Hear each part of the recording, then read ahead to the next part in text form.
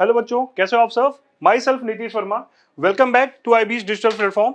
तो हम लोग लास्ट क्लास में बेटा सिंपल सी बात है सरफेस टेंशन कर रहे थे, और सरफेस टेंशन में हम लोगों ने लास्ट क्लास में क्या क्या कर लिया था, एक्सेस प्रेशर किया था हम लोगों ने। क्लियर, एक्सेस प्रेशर वाले पार्ट हमने कर रखे थे। ठीक, तो चलिए देखते हैं इसमें एक्सेस प्रेशर वाले पार्ट के मैंने कुछ न्यूमेरिकल्स भी दिए थे बेटा सिंपली। तो न्यूमेरिकल्स आओ देखते हैं, उसके बाद आगे बढ़ते हैं। ठीक है, तो होमवर्क दे रखा था, उसके पहले सॉल्यूशन देख लो और आंसर मैच कर लो। ठीक, चलिए जल्दी से इस न्यूमेरिकल को सॉल्व कर लेते हैं। ठीक है, तो सॉल्यूशन देखो जरा, यहाँ पे बोला क्या है, the difference in the pressure inside and outside of a bubble of a radius 2 millimeter is equal to 1 centimeter of the water column. Okay, find the surface tension of soap bubble. तो बोला है कि pressure difference यानी delta P, क्या बोला बेटा, simply pressure difference यानी delta P किसके अंदर, जो सोप बबल है, किसके अंदर, जो सोप बबल है, या आप बोलो पी एक्सेस, जो मन करे आप यही बोल सकते हो, पी एक्सेस किसके अंदर, सोप बबल के अंदर कितना है भाई, देखा जाए तो कितना है ये, एक काम ही कर लो, पी एक्सेस ही लिख लो। पी एक्सेस इक्वल टू किसके अंदर, सोप बबल बोल रखा है ना, outside a bubble of radius 2 mm, तो ये सोप बबल की बात हो रही है, सोप बबल। ठीक बेटा, सिंपल सी बात है, एक लेयर ऑफ कांटेक्ट रहता है तो 2T/R, सोप बबल में कितने होते हैं, 2 लेयर, इसलिए हम इसको लिखते हैं 4T/R। ठीक, ये जो है प्रेशर डिफरेंस किसके बराबर है, बोला है कि इज इक्वल टू द, ये जो प्रेशर डिफरेंस है 1 सेंटीमीटर लिक्विड के कॉलम के हाइट के बराबर है, 1 सेंटीमीटर लिक्विड कॉलम के हाइट के बराबर है। तो सिंपल सी बात है, यानी कि क्या किया जाए भाई, 4T/R is equal to rho into G into H, यही करना है। और पूछा हमें सरफेस टेंशन बता दो, सरफेस टेंशन बता दो अकॉर्डिंग टू क्वेश्चन, यही बोल रखा हुआ है। तो जरा वैल्यूज रखो भाई, सिंपल सी बात है। तो हमें सरफेस टेंशन बताना है, तो 4 into T divided by R, मतलब 1 mm, कितना दे रखा है, 1 mm और 2 mm, सॉरी 2 mm दे रखा है। तो 2 इंटू 10⁻³ मीटर में कन्वर्ट कर लिया। हाँ, रो की वैल्यू कितनी दे रखी है, वाटर है 10⁻³ इंटू 10 इंटू एच दे रखा है आपको कितना, 1 सेंटीमीटर, यानी 1 इंटू 10⁻, बेटा सिंपली -2। ठीक, अच्छा 10⁻³ इधर इधर जाएगा तो कितना हो जाएगा, पहले तो ये कट लो यार, 2 से 2 कैंसिल, तो 10⁻³ इधर जाएगा तो कितना बन जाएगा, जरा देखो। तो भाई सरफेस टेंशन हो गया, तो यहां से 10⁻² और यहां पे कितना आ जाएगा टी, तो टी की वैल्यू हो जाएगी 1/2 इंटू 10⁻³ इंटू 10⁻+3 इंटू 10 इंटू 10⁻², क्यों, यही होगा। देखो बेटा, ये सिंपली इधर आ जाएगा और 2 यहां से नीचे आएगा तो 1/2, तो ये और ये कैंसिल आउट, और यहां पे कितना बचेगा, तो टी की वैल्यू आ जाएगी आपकी कितनी, तो यार सिंपली ये काटोगे तो यहां से काटोगे तो ये आ जाएगा 5 इंटू 10⁻², क्या, न्यूटन पर मीटर। यही आपका क्या है, सरफेस टेंशन, किसका, बबल का। ठीक, जो लिक्विड है उसका, या जो लिक्विड फिल्म है उसका सरफेस टेंशन टी इतना आएगा। ठीक है, क्लियर है, बात आई समझ में। चलिए नेक्स्ट क्वेश्चन पे आते हैं। तो भाई जिसका आंसर है बहुत बढ़िया, जिसका नहीं आया वो सॉल्यूशन देख लो, अब सॉल्व कर लो। ठीक, क्वेश्चन 2 पे आते हैं भाई। क्वेश्चन 2 पे मैंने ऐसे हिंट दे रखा था, बोला excess pressure inside a soap bubble 3 times than that of another, यानी दो बबल हैं। ठीक, find the ratio of their volumes. तो भाई सिंपल सी बात है, एक्सेस प्रेशर किसी एक बबल का, ठीक है, is equal to excess pressure दूसरे बबल का डेल्टा पी, या एक्सेस जो भी बोलो। ठीक, सोप बबल का देगा 3 times of than that of, तो मान लो ये है, ठीक, वो 3 गुनी है किसके कारण, एक्सेस प्रेशर 2 का। क्लियर, तो भाई सिंपल बराबर नहीं है, इंटू 3 कर लीजिए। तो यहां पे क्या लिखोगे भाई, सोप बबल है तो 4T/R2 इंटू 3, यहां पे क्या लिखोगे पहले का, तो 4T/R1, तो 40 बेटा कैंसिल हो जाएगा यहां से। तो हमारा सिंपली बोल सकते हैं कि भाई R1/R2 का जो रेशियो आया वो सिंपली 1/3, देखो ध्यान से। तो भाई R1/R2 का रेशियो जो आया 1/3, यहां से मिल गया। अब हमें वॉल्यूम का रेशियो बोल रखा है भाई, वॉल्यूम का रेशियो क्या हो जाएगा, तो V1/V2, V1 बाई, वैसे भी देख लो तो वॉल्यूम किसके बराबर होता है, 4/3πr3, 4/3πr3, तो simply volume directly proportional to R3, बाकी सब तो कांस्टेंट है, तो इसीलिए V1/V2 हो जाएगा बेटा सिंपली R1/R2 का होल क्यूब। क्लियर, तो इस तरह से काफी सवाल बनाए जाते हैं बेसिकली रेशियो वाले, तो आप रेशियो खेल सकते हैं इस सवालों से। ठीक है, तो इस तरह में बहुत ध्यान से करना होता है क्योंकि ये बहुत आसान सवाल होते हैं। अब थोड़ा सा आपने ध्यान बटाया मतलब नजर हटी तो दुर्घटना घटी, तो उल्टा अगर कर सकते हो आप, ठीक। डर ये रहता है कि आप उल्टा नहीं कर दो, कहीं R1/R2 3 ना कर दो, तो ये भी गलत हो जाएगा, ठीक। तो आई बात समझ में, इजी क्वेश्चन था, ठीक है, क्लियर है, यस और नो। चलो आगे बढ़ते हैं हम लोग, कॉमन सरफेस, ठीक। कॉमन सरफेस की बात करते हैं, तो ये दो क्वेश्चन थे हम लोगों ने जो हमने होमवर्क के लिए दे रखा था। अब हम लोग बात करते हैं कॉमन सरफेस। बेटा एक सवाल मैं लेता हूं, इसके थ्रू ये समझते हैं कि क्या है हमें एक्चुअली में मान लो सपोज दैट ये क्वेश्चन ही है एक तरह से, आप ऐसा समझो कि ये क्वेश्चन ही है, इसमें बेटा हमको सिंपल सी बात है, दो बबल दे रखे हैं, क्या दे रखे हैं, दो सोप बबल, ठीक। एक काम करो, दो सोप बबल दे रखे हैं, तो जरा ध्यान से देखो, दो सोप बबल दे रखे हैं, दो सोप बबल कैसे होंगे, कुछ छोटे, एक छोटा बबल, दूसरा बड़ा बबल, ठीक है, दो सोप बबल दे रखा है, ठीक है, क्लियर, ऐसा कुछ दो सोप बबल दे रखा है।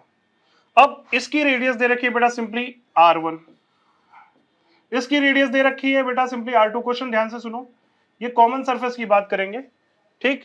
ये छोटा है, स्मॉलर, स्मॉलर बबल, जैसा कि दिख रहा है, ये क्या है, बिगर, ठीक। तो ये सोप बबल की बात हो रही है, दो सोप बबल हमें दे रखे हैं,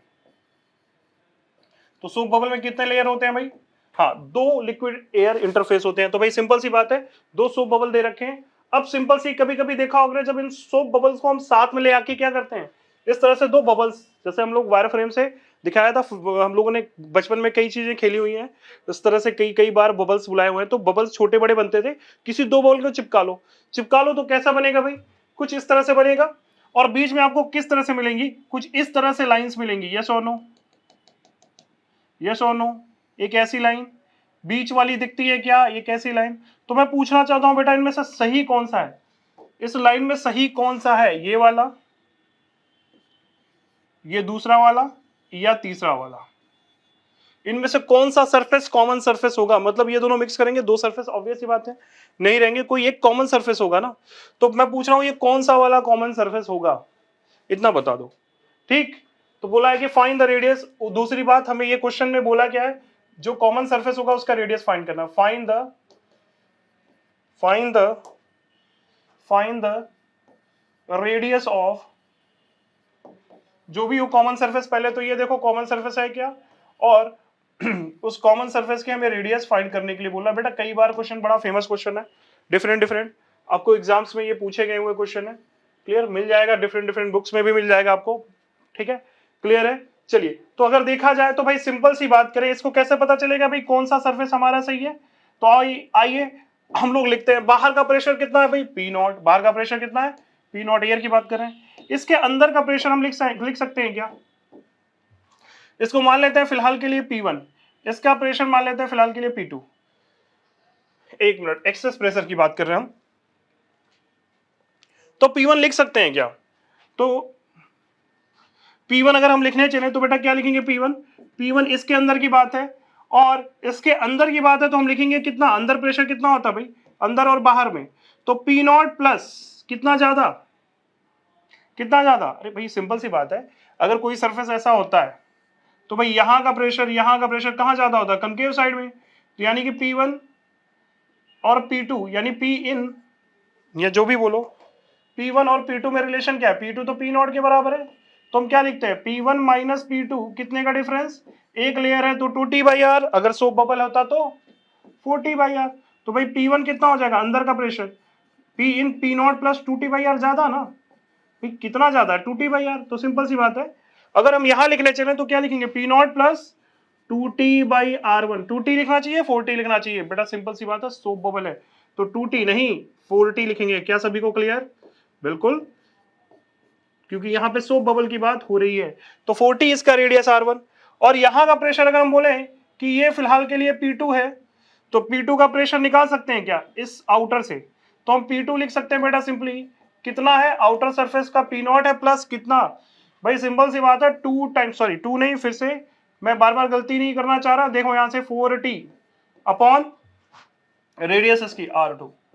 अब ध्यान से देखना बेटा, सिंपल सी बात है, P1 और P2 में बड़ा कौन, P1 P2 में कंपेयर करें तो P1 P2 में बड़ा कौन, सिंस P0 तो सेम है सब में, अब आप देखो इसकी रेडियस कम है तो पक्का ये प्रेशर ज्यादा होगा कि नहीं होगा, तो इसलिए हम बोल सकते हैं सिंस R1 छोटा है किससे, R2 से, इसलिए हम बोल सकते हैं कि भाई वैल्यू P1 की बड़ी होगी किससे, P2 से। किसकी बड़ी होगी भाई, P1 की वैल्यू, सॉरी इक्वल नहीं, P1 बड़ी होगी किससे, P2 से। यस और नो, देख लो भाई, क्योंकि यहाँ नीचे का टर्म है, R1 छोटा होगा तो ओवरऑल ये वैल्यू क्या कर देगा, बढ़ा देगा, इंक्रीज कर देगा, तो इसी कारण P1 बढ़ जाएगा। तो सरफेस कौन सा आएगा, तो बेटा सरफेस ये एक्चुअल में ये जो है इसमें थर्ड वाला सरफेस होगा। क्यों, क्योंकि इधर प्रेशर ज्यादा इधर प्रेशर कम, तो तीसरा वाला होगा, ये दोनों नहीं होंगे कॉमन सरफेस।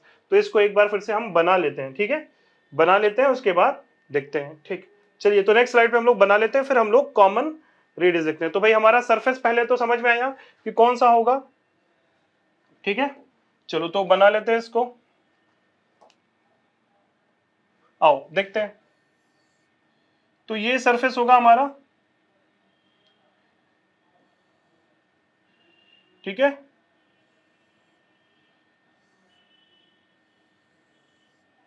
अच्छा बीच की ये चीजें नहीं रहेंगी, एक मिनट जरा बना देते हैं इसको, बीच की ये चीजें नहीं रहेंगी, क्लियर, ये वाला पोर्शन नहीं रहेगा, और जो पोर्शन रहेगा उसका अगर हम रेडियस ऑफ कॉमन सरफेस की बात करें, तो कॉमन सरफेस का रेडियस अगर देखा जाए, देखो जरा ध्यान से, ये इधर रहा होगा, ये हमारा कॉमन सरफेस का रेडियस अगर देखा जाए, तो सिंपली कॉमन सरफेस का बेटा सिंपली जो रेडियस होगा वो ऐसे देखो, ये ऐसा कुछ दिखाई देगा,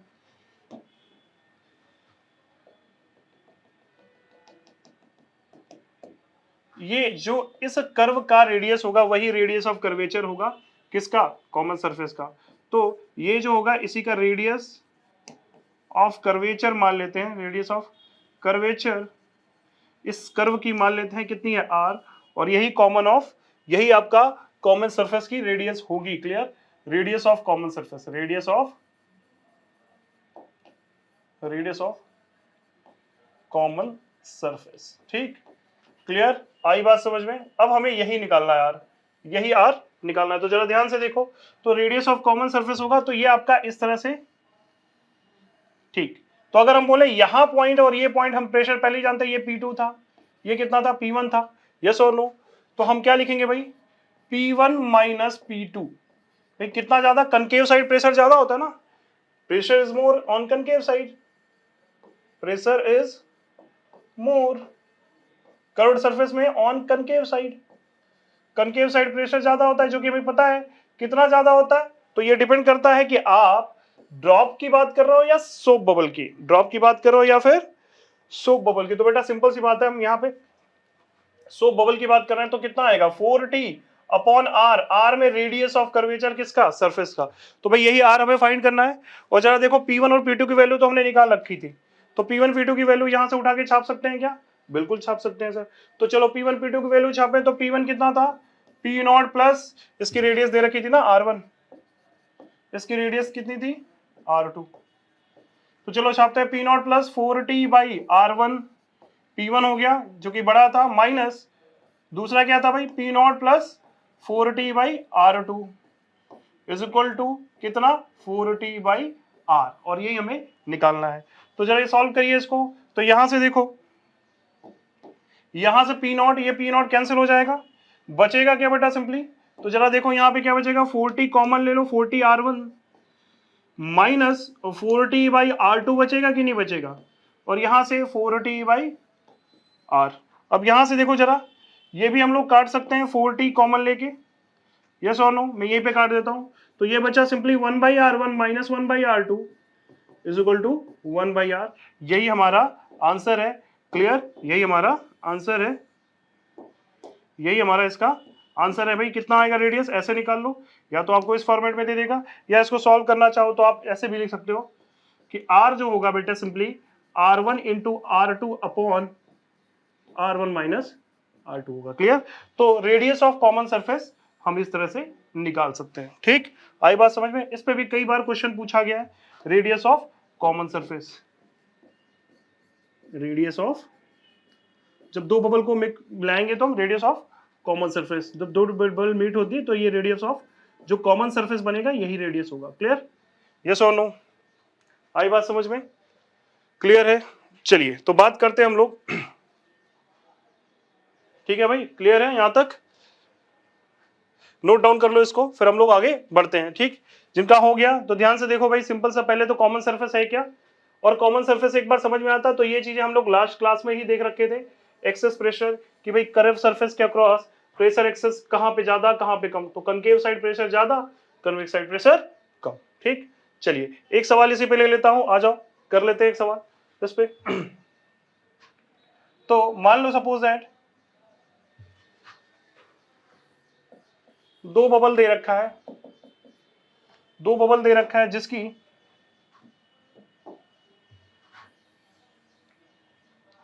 मैं लिख बना ही देता हूं उसको, दो बबल दे रखा है। अब आपको पता है कि इसका सरफेस कहां पे होगा, तो पहले बबल बना ही लेते हैं, उसके बाद सरफेस दिखा देंगे। ठीक है, तो भाई सिंपल सी बात है, इसकी सरफेस ना तो ये होगी ना तो ये होगी, थोड़ी बड़ी होगी, ये सो नो, जैसा कि हमने देख लिया। तो इसकी जो दूरी दे रखी है, मतलब इसकी जो रेडियस दे रखी है इस बबल की और इस बबल की, ये कुछ मान लो दे रखी है, कितना इसकी दे रखी है, मान लीजिए दे रखी है 4 सेंटीमीटर, इस बबल की रेडियस दे रखी है, सॉरी 3 ले लेते हैं उसको, 4 सेंटीमीटर मतलब ये वाली, ये आपका 3 सेंटीमीटर। ओके, दो बबल थे, ठीक, बबल 1 बबल 2, तो इसका रेडियस ऑफ कर्वेचर कहीं यहां पे जाएगा, यहां से पास होके, तो इसकी रेडियस पूछिए, find the radius of curvature of bubble. चलो बेटा, find radius of curvature of common surface, common surface. Okay, तो कॉमन सरफेस की बात करेगा। क्लियर? चलिए निकालते हैं कॉमन सरफेस की रेडियस, अब तो आसानी से हो जाएगा। क्लियर है? तो हमें इतना करने की जरूरत नहीं, हमें सीधे सीधे फार्मूला पता है। अब इस बार क्या करेंगे भाई, सीधे सीधे, या तो बेसिक से जाना हो तो आप बेसिक से जाइए। अब हमें सीधे फार्मूला पता, क्या, तो दो radius of common surface R होगा, वो दो रेडियस R1 इंटू R2 और इन दोनों का डिफरेंस R1 माइनस नीचे R2। क्लियर? R1 मान लो किसी को, बड़े वाले को R1, R1 कितना दे रखा है 4 सेंटीमीटर, R2 कितना दे रखा है 3 सेंटीमीटर। चलिए वैल्यू पुट करें यहाँ पे, कितना आ जाएगा भाई, तो R, तो आसान सवाल था, 3 इंटू 4 डिवाइडेड बाई 4 माइनस 3, कितना आ गया भाई, तो 12 सेंटीमीटर। कितना, तो 12 सेंटीमीटर जो कॉमन सरफेस है उसकी कितनी आ गई, रेडियस आ गई। क्लियर? जो कि देखो दोनों से बड़ा है तो हमेशा रेडियस बड़ा ही आएगा कॉमन सरफेस का। क्लियर? और आप फील भी कर सकते हो कि ये रेडियस, ये जो सर्कल है, ये जो कर्व है, ये कहीं आगे जाके ये बनाएगा और इसकी रेडियस कहीं यहां से यहां तक आएगी, और यही आर कॉमन जो आपका कितना आ रहा है 12 सेंटीमीटर। ठीक, आई बात समझ में? क्लियर है? यही रेडियस जो बना रहा है आपका 12 सेंटीमीटर आ रहा है। ठीक, चलिए तो नोट डाउन कर लिया सबने, आगे बढ़ा जाए। आते हैं हम लोग दूसरे क्वेश्चन पे, दूसरे टॉपिक पे। तो ये टॉपिक है एंगल ऑफ कांटेक्ट की बात करेंगे, एंगल ऑफ कांटेक्ट। तो एंगल ऑफ कांटेक्ट सबसे पहले होता क्या है ये समझते हैं। ठीक है, उसके केसेस भी हैं। तो सबसे पहले angle of contact basically depend करता है भाई ये कि कोहेसिव फोर्स और फोर्स ऑफ एडहेसिव कैसा है। क्लियर है? कोहेसिव फोर्स और फोर्स ऑफ एडहेसिव पे डिपेंड करता है एंगल ऑफ कांटेक्ट। होता क्या एंगल ऑफ कांटेक्ट, तो चलिए समझते हैं। जैसे मान लो सपोज दैट कि भाई एंगल ऑफ कांटेक्ट की बात करें, तो मान लीजिए इसके अंदर लिक्विड भरा है, ये ग्लास का है और ये आपका ग्लास है, सपोज दैट ग्लास ट्यूब, छोटी ट्यूब होगी, नैरो ट्यूब, और उसके अंदर लिक्विड डालोगे तो लिक्विड कैसे जाएगी भाई, लिक्विड कुछ इस तरह से हो जाती है, लिक्विड कुछ इस तरह से हो जाती है, ये लिक्विड सरफेस कुछ इस तरह से हो जाती है। तो ये लिक्विड सरफेस, अब हम एंगल ऑफ कांटेक्ट डिफाइन करने जा रहे हैं, बहुत ध्यान से देखना। और दूसरा मैं बना लेता हूं यहां पे,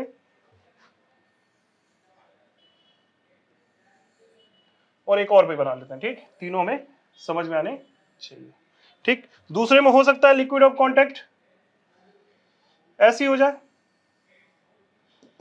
it's all depends upon force of cohesion and force of adhesion.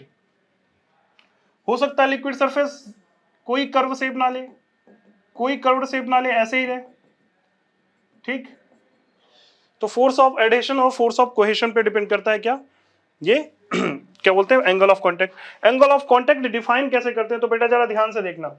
Angle of contact हमें जहां निकालना है तो उस पॉइंट पे जाएंगे, उस पॉइंट से बेटा हम सिंपली क्या करेंगे, लिक्विड सरफेस पे एक टेंजेंट खींचेंगे। ये जो टेंजेंट है, लिक्विड सरफेस पे एक टेंजेंट खींचेंगे, ठीक। लिक्विड सरफेस से हम टेंजेंट खींचेंगे, जिस पॉइंट पे हमें निकालना है लिक्विड सरफेस पे एक टेंजेंट खींचेंगे। टेंजेंट होना चाहिए, it should be a tangent. ये टेंजेंट, क्लियर क्लियर, यहां पे ये टेंजेंट कितना एंगल सॉलिड से बना रहा है, लिक्विड की तरफ से, मतलब ये लिक्विड की तरफ से बेटा, सिंपल सी बात है, लिक्विड की तरफ से ये सॉलिड और लिक्विड टेंजेंट के बीच जो एंगल होता है थीटा, इसे हम क्या बोलते हैं, इसे ही हम क्या बोलते हैं भाई, इसे ही हम बोलते हैं एंगल ऑफ कांटेक्ट। यहां पे देखें तो यहां पे ये जो एंगल है वो 90 डिग्री है। क्लियर, आई बात समझ में, यहां एंगल 90 से ज्यादा है। क्लियर, ये एंगल आपका 90 से ज्यादा है, ठीक, थीटा ऑब्ट्यूज है। यहां पे एंगल ये थीटा 90 से कम है। तो तीन केसेस भी आते हैं बेटा, सिंपली तो इसी के साथ हम लोग देखते चल रहे हैं। पहले तो ये समझ में आया, और इसकी डेफिनेशन में लिखा देता हूं, एक बार ध्यान से देखो, ठीक। यहां क्या हो जाएगा भाई, तो यहां आपकी जो थीटा है वो कितनी डिग्री है, 90 डिग्री। तो हमेशा देखो सॉलिड और लिक्विड के कांटेक्ट के बीच ही बात करेंगे, सॉलिड और लिक्विड के कांटेक्ट के बीच ही बात करेंगे, ठीक है। यानी एक pair of liquid and solid दे रखा होगा, उसके लिए एंगल ऑफ कांटेक्ट की बात की जाती है, ठीक। तो बेसिकली अगर हम बोले कि भाई ये है क्या, तो बेसिकली ये टेंजेंट है, टेंजेंट है किस पर, टू लिक्विड सरफेस। तो बेसिकली कांटेक्ट एंगल जैसा कि पता है ये एंगल है, तो हम लिखेंगे क्या इसके बारे में, तो it is the angle, it is the angle, it is the angle, किसके बीच का एंगल भाई, एंगल किस पॉइंट पर, at the point, the point, it is the angle at the point, it is the angle between the tangent, ऐसा लिखना, angle between the, it is the angle at the point between the tangent, between the tangent to liquid surface, to liquid surface, okay, and solid, clear, and solid inside the liquid, angle between tangent to the liquid surface and solid, ठीक ठीक, inside the liquid, liquid के अंदर अगर हम देखें तो basically tangent उस point पर क्या है, टेंजेंट जो है, टेंजेंट लिक्विड सरफेस पे टेंजेंट, ठीक है, और सॉलिड, ये जो सॉलिड है, इस सॉलिड के बीच का बेटा सिंपल सी बात है एंगल है। और ये एंगल अगर देखें तो सॉलिड लिक्विड के लिए एक फिक्स होता है, ठीक है। तो अभी हम लोग आते हैं, पहले तो ये समझ में आना चाहिए कि it is the angle between, it is angle at the point between, at the point, or at the point the tangent to the liquid surface and solid inside liquid, liquid के अंदर वाला, बाहर वाला नहीं बेटा, सिंपल सी बात है, लिक्विड के अंदर से, जैसे यही था, ठीक। इस पॉइंट पर हमने क्या खींचा, टेंजेंट खींचा, और ये टेंजेंट, क्लियर, कहां से, इस टेंजेंट और सॉलिड सरफेस के बीच का एंगल कहां से, इनसाइड द लिक्विड, क्लियर है।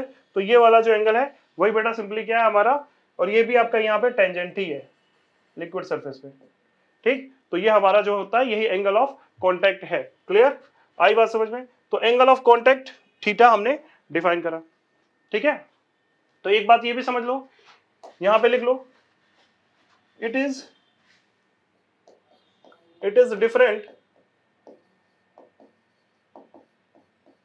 डिफरेंट फॉर डिफरेंट पेयर मतलब liquid and surface, liquid and solid surface, ठीक है। It is different for different pair, ठीक है, क्लियर। जैसे यहां भी देखो, किसी में एंगल 90 से कम है, किसी में एंगल 90 से ज्यादा है, किसी में एंगल 90 है। तो बेसिकली एंगल ऑफ कांटेक्ट समझ में आया, ठीक है, बात आई समझ में। आगे बढ़ते हैं हम लोग, फिर इस पे आते हैं, ठीक। तो एंगल ऑफ कांटेक्ट और किन बातों पे डिपेंड करेगा भाई, तो angle of contact depends upon किन किन बातों पे डिपेंड करेगा भाई? फोर्स ऑफ यानी adhesive and cohesive forces, adhesive and cohesive forces, cohesive forces, simple सी बात है, एडहेसिव और कोहेसिव फोर्सेस के पे डिपेंड करता है। और किस पे डिपेंड करेगा भाई? Angle of contact. तो angle of contact, angle of contact लिख तो मैं, डिपेंड्स अपॉन इम्प्योरिटीज, जो भी इम्प्योरिटी डाली जाती है, इम्प्योरिटीज, टेम्परेचर, और किन बातों पे डिपेंड करेगा? टेम्परेचर। ठीक है, क्लियर? आई बात समझ में? तो सिंपल सी बात है, यहां पे हम तीनों डायग्राम बनाए, तो एक एक की बात करते हैं हम लोग। यहां पे बेटा सिंपली अगर मैं देखूं तो यहां पे ये एंगल इसलिए है क्योंकि देखो ये लिक्विड और ये क्या है? सॉलिड। लिक्विड सॉलिड पार्टिकल पे जो ये फोर्स है, ये एडहेसिव फोर्स है, ये ज्यादा है कि कम है? जरा देखना, यहां पे एडहेसिव फोर्स डोमिनेट करता है, फोर्स ऑफ एडहेशन डोमिनेट करेगा फोर्स ऑफ कोहेशन। यहां बेटा simply force of cohesion download करता है किस, डोमिनेट करता है किससे? फोर्स ऑफ एडहेसिव या एडहेशन। और यहां पे आपका force of adhesion, force of adhesion बराबर है किससे? Force of cohesion. ऐसा समझ सकते हो कि लगभग लगभग आपका बराबर होता है। तो ये सिचुएशन आती है, फोर्स ऑफ एडहेशन बराबर बड़ा हो जाए तो कुछ लिक्विड ऑब्ट्यूज एंगल बनाती है। फोर्स ऑफ कोहेसिव बड़ा हो जाए तो भाई अपने तरफ खींचेगा पार्टिकल्स, तो ये ऑब्ट्यूज एंगल ऑफ कांटेक्ट बनाएगा। और दोनों बराबर हो जाए बेटा सिंपली तो ये 90 डिग्री सरफेस बनाएगा। क्लियर है? ठीक, हाँ या ना? तो एंगल ऑफ कांटेक्ट 90 डिग्री होता है। तो इसीलिए बोला गया कि contact surface depends upon the force of adhesive and force cohesive forces. ठीक, और कुछ बातें? ठीक, हाँ ठीक है, कुछ क्लियर होता है यहां तक? यहां तक चीजें समझ में आई? यहां तक चीजें कुछ कुछ समझ में आई? जैसे बेटा सिंपली बात करें तो सरफेस अगर आपने देखा होगा, एक इस तरह से और एक इस तरह से। क्लियर? एक ये सरफेस देखा होगा आपने और एक ये सरफेस देखा होगा। तो भाई लिक्विड सरफेस, ये सॉलिड है, ये लिक्विड है। इस पर अगर मुझे, इस पर बेटा मुझे अगर दिखाना है तो भाई लिक्विड सॉलिड सरफेस पे पॉइंट कांटेक्ट, ये एंगल ये थीटा। यहां पे दिखाना है बेटा सिंपली, तो देखो ये लिक्विड और ये सॉलिड, इन दोनों के पॉइंट ऑफ कांटेक्ट यहां, और टेंजेंट खींचना लिक्विड सरफेस पे, और हम लोग लेते हैं लिक्विड के अंदर से ये एंगल थीटा। तो बेटा यहां पे थीटा ज्यादा है, यानी कि थीटा बोल सकते हो यहां दिखाओ, या फिर एक बात यहां दिखाओ, एक ही बात है। तो थीटा यहां क्या है? 90 से ज्यादा, यानी ऑब्ट्यूज है। ऐसे भी सोच सकते हैं। यहां पे थीटा 90 से कम है बेटा, सिंपल सी बात है। तो थीटा यहां पे क्या है? एक्यूट है। थीटा 90 से कम, तो यार सिंपल सी बात है, ये देखो ये किसके अंदर होता है? ये वेटेबिलिटी, क्या ये वेट करेगी सरफेस? तो इसकी wettability, wettability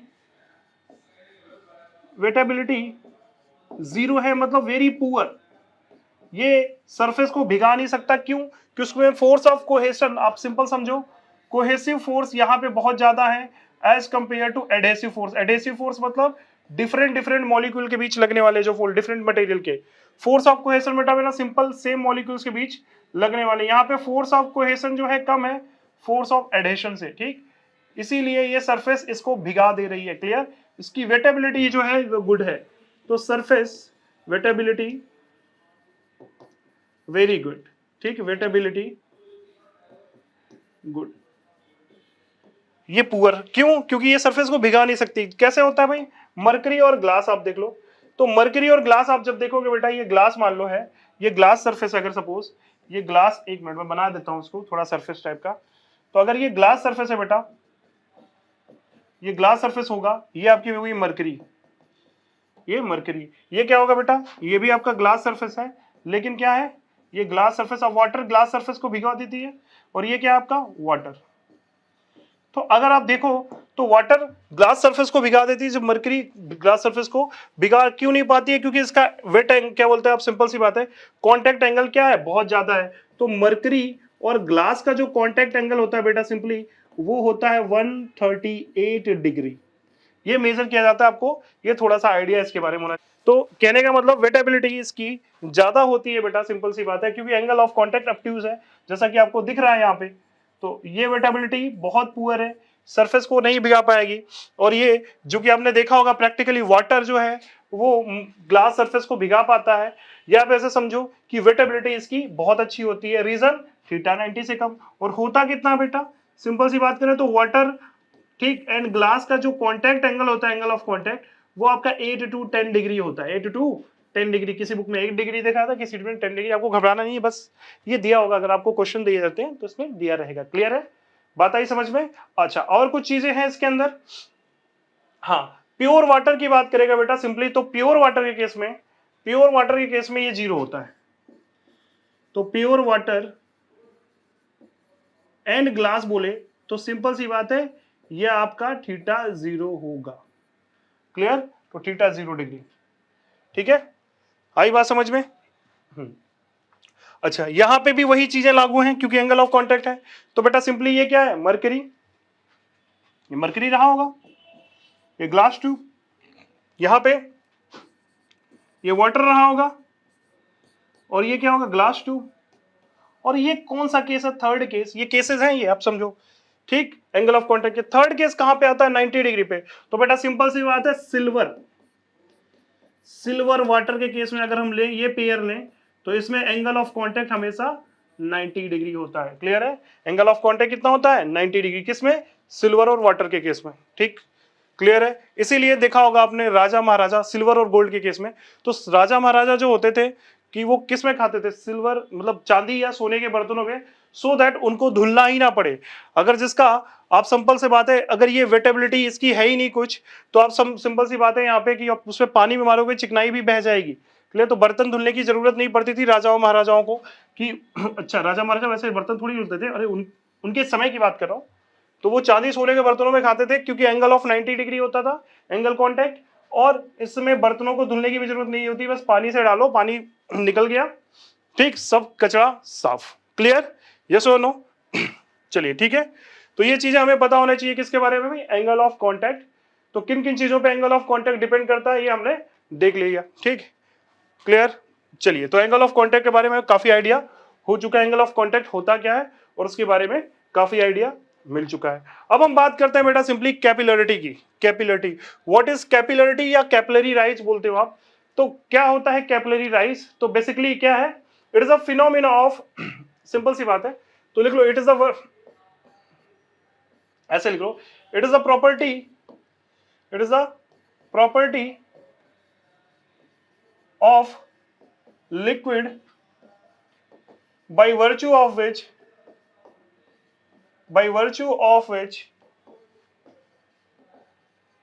it get rise or depressed in narrow channels बोलते हैं बेटा सिंपली इनको, in narrow channels, या आप कह सकते हो इसको कैपिलरी ट्यूब का जिसको नाम देते हैं। ठीक, कैपिलरी अलग है, कैपिलरी ट्यूब मतलब पतले पतले ट्यूब, कैपिलरी, एक minute, capillary tubes, capillary tubes बोलो या फिर नॉर्मल नैरो चैनल्स बोलो, कि सिंपल सी बात है, ये प्रॉपर्टी होती है, ये फिनोमिना है कैपिलरी राइज या कैपिलरी डिप्रेशन। राइज भी हो सकता है बेटा, लिक्विड गिर भी सकती है, इसी को बोलते हैं हम लोग क्या, this phenomena is known as capillarity. Clear, this phenomena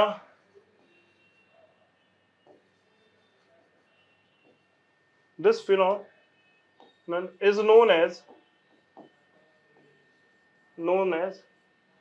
capillarity, okay, या कैपिलरी राइज। तो कैपिलरिटी बेसिकली क्या है, rise of liquid inside a narrow channel, capillarity. ठीक, क्लियर।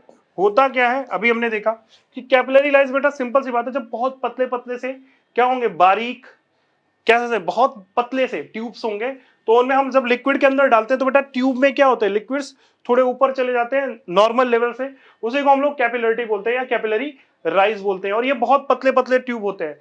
रीजन क्या है बेटा सिंपली इसके ऊपर आने का, तो सिंपल सी बात है, ये रीजन जो है बेसिकली आपने अभी देखा था कि चूंकि कनकेव सरफेस के दोनों तरफ, यानी कि प्रेशर डिफरेंस के कारण ये लिक्विड राइज करती है। तो बेसिकली रीजन क्या है इसका, जस्टिफिकेशन दे देते हैं हम।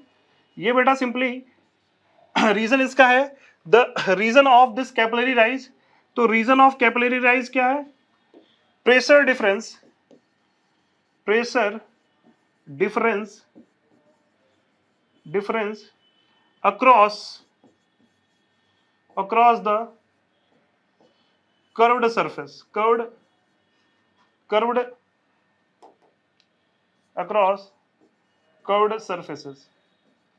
जो कर्व्ड सरफेसेस होता है बेटा, सिंपल सी बात है, कौन सा कर्व्ड सरफेसेस, यानी convex, concave and convex surface, concave convex surfaces, ठीक है। तो इनके अक्रॉस जो प्रेशर डिफरेंस होता है उसी के कारण बेटा ये लिक्विड ऊपर जाती है, यस और नो, ये लिक्विड ऊपर चढ़ती है या नीचे गिरती है। तो रीजन क्या है इसका, अगेन सरफेस टेंशन ही रीजन है। सरफेस टेंशन के कारण बेटा प्रेशर डिफरेंस आता है, और प्रेशर डिफरेंस के कारण क्या होता है, प्रेशर डिफरेंस के कारण क्या होता है बेटा, सिंपली कि ये कैपिलरी राइज होती है, यस और नो।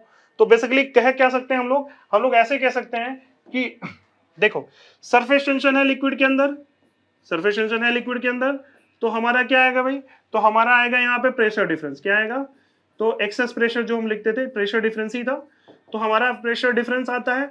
और प्रेशर डिफरेंस अगर जो आएगा, तो अगर हम उसको नैरो चैनल में रखते हैं तो नैरो चैनल में कर्व बनेगा, प्रेशर डिफरेंस आएगा, तो कैपिलरिटी होगा, यानी कैपिलरी राइज होगा, कैपिलरी राइज या फॉल दोनों होंगे, ठीक है, बात आई समझ में।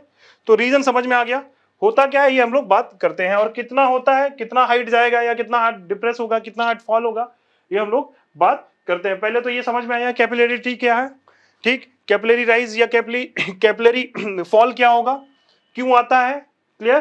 तो नैरो चैनल्स होते हैं बेटा, उनके जो रेडियस होते हैं ना, वो नैरो चैनल क्या, मैंने मतलब कितना नैरो, तो बेटा किसी ने पूछा तो नैरो चैनल का मतलब क्या, मतलब कुछ आप समझो 10⁻⁻², इस mm से छोटा होना चाहिए, कितना mm का होना चाहिए, इससे बड़ा होगा तो बेटा आपको मिलेगा नहीं इसमें कैपिलरी राइज। 10⁻², इतने mm से छोटा ये होगा, तभी हम कर सकते हैं कैपिलरी राइज ऑब्जर्व कर सकते हैं, कैपिलरिटी ऑब्जर्व कर सकते हैं, अदरवाइज हम कैपिलरिटी ये जो फिनोमिना है ये हम ऑब्जर्व नहीं कर पाएंगे, ठीक है, क्लियर, आई बात समझ में। तो इसको स्टार मार्क कर लो, कभी पूछ लेता है किस ऑर्डर का है, या हमें जब हम निकालेंगे तो हमें आइडिया लग ही जाएगा, ठीक है, इतना कॉमन सेंस होना चाहिए, ठीक। अगर रेडियस 2 मीटर है 4 मीटर है तो होगा ही नहीं। आर क्या है यहाँ पे, radius of capillary tube, R क्या है यहाँ पे, रेडियस ऑफ कैपिलरी ट्यूब, बात आई समझ में, ठीक है। चलिए तो आगे बढ़ते हैं हम लोग, कैपिलरी ट्यूब या नैरो चैनल जो भी बोलो आप, तो रेडियस आ रहे हैं यहाँ पे कैपिलरी ट्यूब। अब होता क्या है तो हम लोग निकालते हैं, आ जाओ जरा ध्यान से देखते हैं इस पे। तो पहले तो मीनिंग समझ में आया, एंगल ऑफ कांटेक्ट समझ में आया, और कहीं ना कहीं angle of contact he religion इसका रीजन भी है, क्योंकि भाई एंगल ऑफ कांटेक्ट भी इसी कारण तो आ रहा है। तो चलिए हम लोग बात करते हैं किस बार, कैपिलरी राइज की, ठीक है, कैपिलरी राइज की बात करते हैं। तो भाई सिंपल सी बात है, देखो जरा ध्यान से, कैपिलरी राइज, तो अभी हमने देखा इसका रीजन, तो कैपिलरी राइज की बात करते हैं, आ जाओ, ठीक। चलिए देखते हैं कैपिलरी राइज कैसे होता है, क्लियर। तो पहले तो डायग्राम इसका बनाते हैं भाई, सिंपल सी बात है। तो आइए सभी लोग डायग्राम ध्यान से देखिए। तो नैरो चैनल होने चाहिए जैसा कि पहले कहा गया है, ठीक है, ये लिक्विड है, और उस लिक्विड के अंदर अगर हमने मान लो चैनल बना दिया कुछ इस तरह से, नैरो चैनल, ठीक, और ये जो है इसकी रेडियस मान लेते हैं ये ट्यूब की आर है। अगर आर क्या है, रेडियस ऑफ कर्वेचर जो हमने बना रहा था, ये बहुत बड़ा है, तो यहाँ पे नो राइज, कोई राइज ही नहीं होगा लिक्विड का, नो राइज, यस और नो, क्लियर, बात आई समझ में। अगर ये आर क्या है, यहाँ पे आर मैं पहले बोल रहा हूं, ये रेडियस ऑफ कर्वेचर है, रेडियस ऑफ कर्वेचर किसका, उसे बेटा मतलब कर्वेचर ऑफ मेनिस्कस, क्या बोलते हैं, मेनिस्कस, ये रेडियस ऑफ कर्वेचर किसका, मेनिस्कस जो बनेगा उस लिक्विड सरफेस को मेनिस्कस बोलते हैं, ठीक। आर क्या है, ये बेटा simply radius of capillary tube, या आप नैरो चैनल बोल सकते हो, कैपिलरी ट्यूब। चैनल्स में भी ये आ जाते हैं, ठीक है। तो कैपिलरी ट्यूब और नैरो चैनल एक ही बात है, ठीक। कैपिलरी ट्यूब में ट्यूब की बात करते हैं, तो हम लोग बेटा सिंपल सी बात है, बात करते हैं राइज की, तो रेडियस आसपास होना चाहिए कंपैरेबल, तो ही ऐसा होगा, बहुत ज्यादा बड़ा नहीं होना चाहिए, ठीक। बहुत ज्यादा बड़ा हो गया तो भाई कोई कैपिलरी आपका राइज नहीं होगा, कोई कैपिलरी एक्शन नहीं होगा। चलिए, तो मान लेते हैं हमने ये कैपिलरी ट्यूब इसके अंदर डाला, ये लिक्विड है, इसके अंदर हमने कैपिलरी ट्यूब डाला, और ये लिक्विड आपका होगा किसी, और ये लिक्विड आपका दे रखा होगा किसी बीकर में या किसी में, ठीक। तो ये कुछ इस तरह से, ठीक, हमने कैपिलरी ट्यूब इसमें डाला, तो होगा क्या बेटा, सिंपली यहां पे लिक्विड ऊपर जाएंगे, तो लिक्विड ऊपर जाएगा, तो लिक्विड कुछ इस तरह से ऊपर चढ़ जाएगा, ठीक। कितनी हाइट, सिंपल अगर देखें तो मान लेते हैं ये हाइट गई कितनी, h, तो ये कैपिलरी राइज है, हाइट h सरफेस से, ठीक, और हमें इसको निकालना है h, ठीक। क्लियर। यहां पे जो रेडियस होगी बेटा वो सिंपली लगभग रेडियस इसके बराबर होती है, इसीलिए हम ऑब्जर्व कर पाते हैं क्या, कैपिलरी राइज। अगर ऐसा होगा तो कोई कैपिलरी राइज नहीं होगा। क्लियर है, आई बात समझ में। तो अगर हम इस पे देखें तो भाई सिंपल सी बात करें तो भाई लिक्विड सरफेस ये रुका हुआ है, यहां पर हर जगह प्रेशर कितना है, पी नॉट, यहां भी प्रेशर पी नॉट, यहां भी प्रेशर कितना, पी नॉट।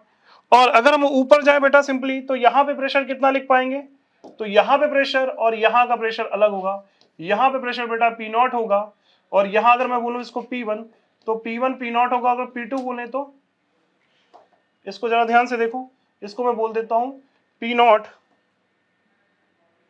इसको मैं P1 बोल देता हूं, तो P1 और P2 पी नॉट के बराबर, लेकिन P1 कितना, क्या P1 लिखा जा सकता है, बिल्कुल सर P1 लिखा जा सकता है। P1 को हम लिख सकते हैं, ऊपर जा रहे हैं P not plus, sorry plus नहीं, ऊपर जा रहा है, लिक्विड की डेंसिटी कितनी है, रो, तो हम क्या लिखेंगे भाई, P not minus rho ji H, ऊपर जा रहा है ना, तो इस तरह से लिखेंगे, यस और नो। और P2 आपका दे रखा है, P2 कितना है, वो तो आउटर पॉइंट है सर, वो तो पी नॉट के बराबर होगा, ये तो सबको पता है, ठीक है। क्लियर है, तो चलो आगे बात करते हैं। ये जो मेनिस्कस है इसका कुछ ना कुछ रेडियस ऑफ कर्वेचर होगा, जरा देखो कौन सा मेनिस्कस जो सर आपने बनाया है, कौन सा मेनिस्कस, देखो ध्यान से। तो इस मेनिस्कस का कुछ ना कुछ रेडियस ऑफ कर्वेचर होगा कि नहीं होगा, जो मेनिस्कस दिख रहा है, यस और नो, इसका कुछ ना कुछ रेडियस ऑफ कर्वेचर होगा। क्लियर। चलिए, तो मान लेते हैं इसकी रेडियस ऑफ कर्वेचर कितनी है, यही आपका बेटा सिंपल सी बात है, कैपिटल आर है, ठीक, यही आपका कैपिटल आर है। तो रेडियस ऑफ कर्वेचर तो हमें समझ में आ गया सर, और कुछ, ठीक। चलिए, तो ध्यान से देखिए, ये रेडियस ऑफ कर्वेचर है, वो वैसे भी हमें इस पार्ट से मतलब है, ऊपर वाला पार्ट डॉटेड है, आप सिंपल समझो, ये वाली पार्ट से हमें मतलब है, ठीक है। तो वैसे भी रेडियस ऑफ कर्वेचर आ चुका है, P1 P2। अब बेटा सिंपल सी बात है, यहाँ पे हमें डिफरेंस मिलेगा नहीं मिलेगा, किसकी तरफ प्रेशर ज्यादा है, यानी पक्का P1 ज्यादा होगा किससे, P2 से। कितना ज्यादा होगा, तो जरा देखो, लिख पाएंगे क्या, आओ देखते हैं। तो हम लिख सकते हैं क्या, since we know P1 is greater than, इसलिए P1 माइनस P2 कितना लिखेंगे, 2T by radius of curvature R। ये कैसे समझ में आया सर, क्लियर। इसका रेडियस देखो, इसका यही R है, और P1 बड़ा है P2, क्लियर। यहां पे इसकी डेंसिटी रो दे रखी है, सरफेस टेंशन लिक्विड का T दे रखा है, रो क्या दे रखा है, डेंसिटी, लिख देता हूं मैं, डेंसिटी ऑफ लिक्विड, क्लियर। और क्या दे रखा है भाई, रो के साथ T दे रखा है, सरफेस टेंशन ऑफ लिक्विड। बोलो बात आई समझ में, चलो ठीक।